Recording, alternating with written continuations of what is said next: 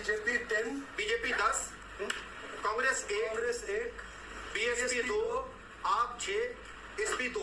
BJP BSP का उलट गया।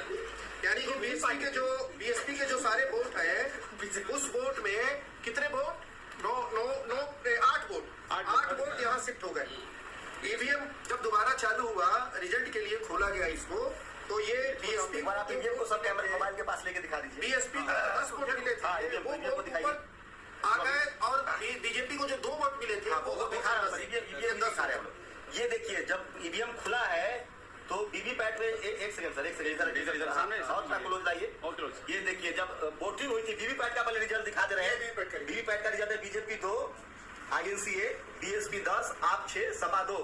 और जब ईवीएम खुला है, यही ईवीएम, तो 10 बीजेपी को चला गया है, एक कांग्रेस हाथ रही ना सर थोड़ा, एक कांग्रेस को 1 गया है, बीएसपी को 2, आपको 6, और समाजवादी पार्टी को 2। समाजवादी पार्टी और आप वाला ठीक है।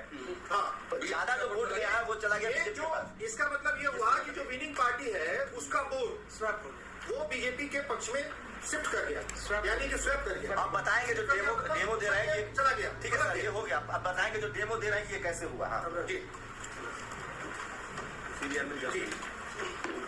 अब ये बताइए, ये चमत्कार हुआ कैसे? बताते हैं सर। एक्चुअली जैसे जैसे टेक्नोलॉजी एडवांस हो रही है और वैसे वैसे टेक्नोलॉजी का दुरुपयोग होने के चांसेस भी बढ़ रहे हैं। अगर टेक्नोलॉजी एक अच्छी चीज के लिए बनी है तो उसका दुरुपयोग इतनी बुरी तरीके से हो सकता है कि वो रेस्ट्रिक्टिव हो सकता है।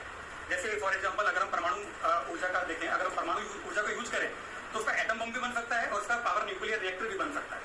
तो जैसे जैसे टेक्नोलॉजी एडवांस होती जा रही है, वैसे वैसे इस टेक्नोलॉजी के अंदर तो फ्रॉड के जो चांसेस हैं वो इतने ज्यादा सीवियर और इतने ज्यादा खतरनाक है कि आम आदमी उसको नहीं पहचान पाएगा किसी भी कंडीशन में। इलेक्शन कमीशन जो कहता है कि उनकी जो मशीन है कि वो मशीन हैक नहीं हो सकती, कहने मात्र से ये चीज प्रूव नहीं हो सकती है कि अगर कोई व्यक्ति या कोई व्यक्ति विशेष या कोई संगठन को ये बोल सकता है कि इलेक्ट्रॉनिक की जो चीज है वो बायस्ड तरीके से काम नहीं कर सकती, ये बात कथन बिल्कुल सत्य नहीं है। अगर हम इलेक्ट्रॉनिक्स को टेक्नोलॉजी करते हैं वो बात बिल्कुल अवैज्ञानिक है, क्योंकि जो इलेक्ट्रॉनिक्स का जो डिवाइस होता है उसके अंदर जो कंपोनेंट्स होते हैं, हम उसको किसी भी तरीके से सॉफ्टवेयर के थ्रू या फिर हार्ड कोड करके हम उसको किसी भी तरीके से अपने मन मर्जी के अकॉर्डिंग उससे काम करा सकते हैं। वही काम मैंने छोटी सी मशीन के अंदर किया।